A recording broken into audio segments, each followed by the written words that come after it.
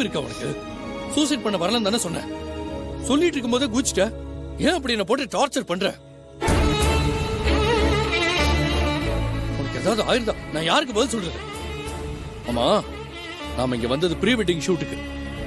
நீ பாட்டுக்கு இப்படி லேக்ல குச்சா எல்லாரும் மகா ஏன் குச்சான்னு கேட்டா நான் என்ன பதில் சொல்றது?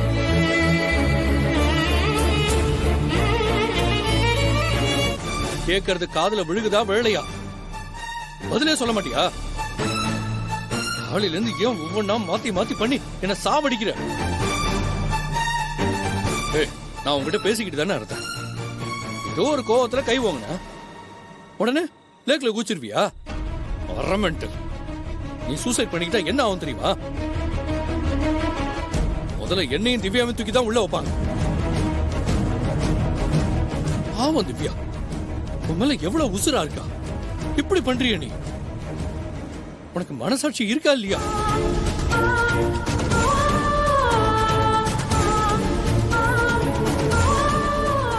இல்ல வேலை நான் காப்பாத்துறேன், இல்லன்னா அவ்வளவுதான். இனிமேலாவது இப்படி எல்லாம் கிறுக்குத்தனமா பண்ணாம நார்மலா இரு. எக்ஸென்ட்ரிக் மாதிரி நடந்துக்காத. ஒரு நிமிஷம். என்ன? நான் தற்கொலை பண்ணிக்க குதிக்கல. சும்மா கடுப்ப கிளப்பாத. அப்புறம் எதுக்கு கூச்ச?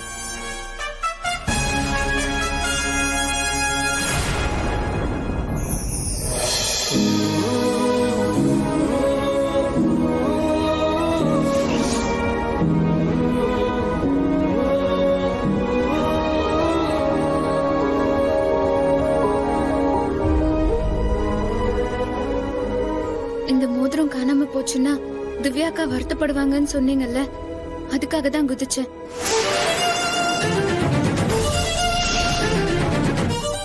என்னால திவ்யாக்காக்கும் உங்களுக்கும் எந்த பிரச்சனையும் எப்பவுமே வராது.